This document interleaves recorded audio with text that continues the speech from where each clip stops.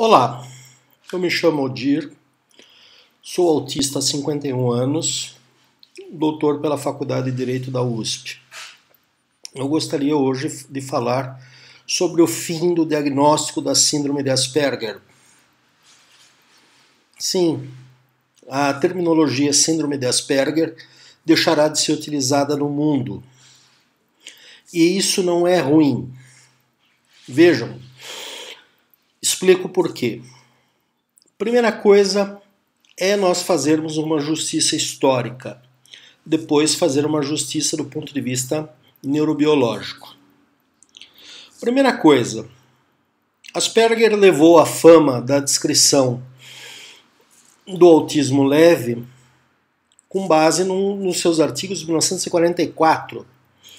Todavia, conforme nós podemos ler na Wikipédia em inglês, e quem leu os artigos em alemão percebe, a descrição de Hans Asperger da forma leve do autismo lembra muito as descrições feitas em russo em 1925 e em alemão em 1926 por Grunia Sukareva.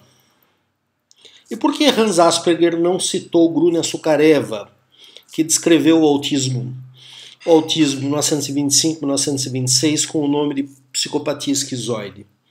Por um motivo bem simples. Hans Asperger era alguém que estava dentro da máquina nazista, compartilhava, portanto, os valores do nazismo e não iria de forma alguma citar, primeiro, uma mulher, um estudo feito por uma mulher.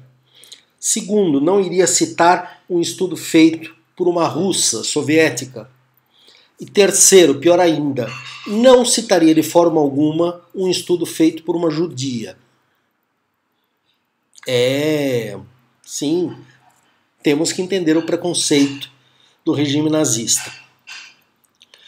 De outro lado, Hans Asperger, por exemplo, enviou crianças para uma clínica onde eram feitas experiências com essas crianças, num programa que ficou conhecido como Action T4. Se vocês querem mais detalhes, leiam o livro de Edith Schaeffer chamado As Crianças de Asperger. Leiam o livro, vejam as provas. Por isso, inclusive, a produção de Hans Asperger ficou escondida durante muito tempo, como boa parte da produção dos médicos nazistas, até a década de 80, quando foi recuperada por algumas pessoas, alguns artigos, que é na década de 80 que se fala em síndrome de Asperger. Pois bem, fazendo uma justiça histórica, se era para citarmos o autismo leve como síndrome separada, deveria ser síndrome de Sukareva, e não de Asperger. Esse é um primeiro detalhe. Segundo detalhe, do ponto de vista neurobiológico, nós sabemos que o autismo leve é só uma variação do autismo em geral. O autismo em geral se classifica pela DSM-5 em autismo leve, médio e grave. Nível 1, 2 e 3. E isso de acordo com o suporte necessário. A DSM-5 está em vigor desde 2013. Ora, nós ainda estamos no último ano de vigência da CID-10, que já tem quase 30 anos. A CID-10, no item F84.5, diz síndrome de Asperger. Mas a CID-11, que vai entrar em vigor em 2022, já não usa esse termo. Ora, os médicos não mais diagnosticarão as pessoas com síndrome de Asperger, e sim como a forma leve de autismo. A sigla a ser utilizada na CID-11 é 66A02.0, que é o autismo sem deficiência intelectual e o autismo com comprometimento leve ou ausente da linguagem funcional, como eu tenho. Eu não tenho comprometimento da linguagem funcional. Mas tem as outras características do autismo, que são comuns a todos os autistas. Os interesses restritos, a dificuldade com a sociabilidade. Porque vejam só, por que um diagnóstico separado dos demais autistas? Se nós que temos o autismo leve, às vezes temos alguns sintomas que são mais acentuados que de alguns autistas graves. E lembrando, nosso cérebro, à medida que são estudados os cérebros autistas, tanto do ponto de vista da anatomia quanto do ponto de vista de genética, o cérebro do autista leve está mais próximo do autista grave do que do neurotípico. Somos todos autistas. Apenas temos a variação mais leve. Então, de uma série de pontos de vista, o termo síndrome de Asperger deve desaparecer. E vai, de fato, desaparecer. Já desapareceu nos Estados Unidos, onde vigora a DSM-5. E vai desaparecer no resto do mundo a hora que entrar em vigor a CID-11. E isso é benéfico. Isso é muito benéfico a nós, autistas leves. E nos tira também a ligação com o nome de alguém ligado ao nazismo. Eu não gosto de ser chamado de portador de síndrome de Asperger, fazendo uma referência a um médico nazi. Não sei se você se sente confortável com isso. Eu não me sinto. Daí quando eu pergunto se eu sou Asperger, eu respondo que eu sou Asp. Prefiro um apelido um pouco diferente que não lembre o nome do médico nazista. Precisamos pensar desse ponto de vista. Lembrando que o nazismo eliminou muito antes as pessoas com deficiência do que os demais grupos que foram perseguidos, como judeus, negros, ciganos, eslavos, gays e etc. Já em 1935 começa o programa de eliminação das pessoas com deficiência. 35, 37, etc. Muito antes da criação dos campos de concentração, de extermínio, vale dizer. Mais importante. E é uma coisa para nós pensarmos também. Por que os totalitarismos se preocuparam tanto em classificar os autistas? Pensem um pouco. Nós sabemos muito bem a história do autismo pela visão liberal americana, o autismo de Kanner, que levou àquela compreensão de uma falsa psicogênese do autismo e que colocou a culpa do autismo nos pais, especialmente nas mães, as mães geladeira. Dizia-se que a criança era autista por falta de afeto das mães. Vocês têm ideia de quantas mulheres sofreram culpa por terem filhos autistas diante dessa explicação pseudocientífica? De certa forma alimentada por Leo Kanner e depois por Bruno Bettelheim durante muito tempo. Vamos lembrar, a história do tratamento do autismo nos Estados Unidos é uma história terrível, Figuras que nos dão medo. Leo Kanner, Bruno Bettelheim, Ole Ivar Lovaas, impulsionador de uma psicologia comportamental e que dizia que um autista não era uma pessoa e sim uma massa de modelar. A história de uma psicoterapia que usava até choques elétricos nas crianças. Pesquisem. Eu me recuso até a citar o nome dessa terapia aqui. E isso é a tradição liberal norte-americana, de consertar as crianças autistas. Na Europa, os totalitarismos classificaram os autistas. Hans Asperger, nos seus artigos que eu li, até fala das crianças descoordenadas, mas que eram geniais e etc.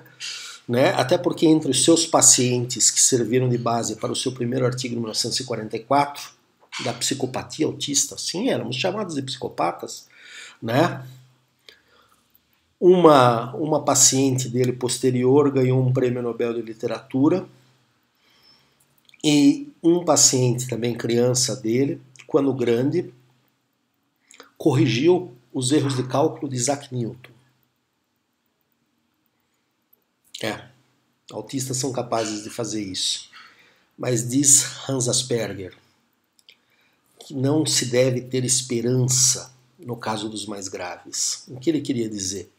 Que se enviem para as instituições onde seriam exterminadas essas crianças. Triste, né? Muito triste, para dizer o mínimo. Então, a história aos poucos vai fazendo justiça. O tempo é o senhor da razão. A história aos poucos vai fazendo justiça. O termo síndrome de Asperger, felizmente, vai desaparecer. Isso não quer dizer que os portadores de autismo leve vão desaparecer. Eu vou continuar existindo a partir de 2022, né? Eu vou continuar existindo, como todos vocês que estão me vendo, que são autistas. Nós continuaremos a existir independentemente dos rótulos que nos coloquem. Mas eu prefiro um rótulo que não me ligue ao nazismo. Né? Nós brasileiros, com essa cara que nós temos, nós não sobreviveríamos naquela Alemanha nazista. Vamos lembrar disso. Então, não é para se ficar preocupado ou preocupada pelo sumiço de um termo. É uma nova reclassificação que vem vindo na esteira da DSM-5, a CID-11 basicamente acompanha, e enquanto a DSM-5 se preocupa mais com o nível de suporte, nível 1, 2 e 3, autismo leve, mediano e grave, a CID-11 vai classificar de acordo com o déficit de comunicação e o déficit intelectual, se ele está ausente ou presente, e se o déficit de comunicação é mais acentuado ou menos acentuado. E daí nós temos as classificações. Lembrando que todos os autistas possuem algum grau de déficit de comunicação. Você pode estar pensando, mas você fala sem gaguejar, como você tem déficit de comunicação? Tem. A comunicação social, a leitura das expressões faciais. Por exemplo, a minha dificuldade de olhar nos olhos das pessoas, que hoje nós sabemos é de fundo neurológico. E aí um parênteses. Toda e qualquer terapia para autista que insista em fazer o autista olhar nos olhos é agressão. É tortura. Por quê? Porque nós temos uma configuração mental que nos dificulta estabelecer esse tipo de contato. Está mais do que provado. Os bons estudos sobre autismo dizem que a nossa área cerebral responsável por isso, ela é menos desenvolvida. E mais desenvolvida em outras áreas. Certo? Então, passado o recado, o termo síndrome de Asperger vai sumir. É uma questão de tempo. E isso não é ruim para nós. Nem um pouco. Sejamos nós os autistas leves. Até porque, historicamente, tem sido muito complicado diferenciar síndrome de Asperger de autista de alto funcionamento. Muita gente, dependendo do médico, recebia um ou outro diagnóstico. Por quê? Porque não há diferença. Nós somos os autistas de alto funcionamento, nós somos os autistas com síndrome de Asperger, nós somos os autistas que não têm déficit de comunicação mais acentuado e que não temos déficit intelectual. Somos os autistas leves, os autistas nível 1. Eu, aliás, prefiro a graduação 1, 2 e 3. Até porque a minha hipersensibilidade é mais acentuada do que de alguns autistas graves. Então, dependendo do critério, eu sou autista grave. Bom, encerro o vídeo por aqui. Apenas peço, um pouco constrangido, que vocês assinem o canal, deem o like. É política do YouTube. Muito obrigado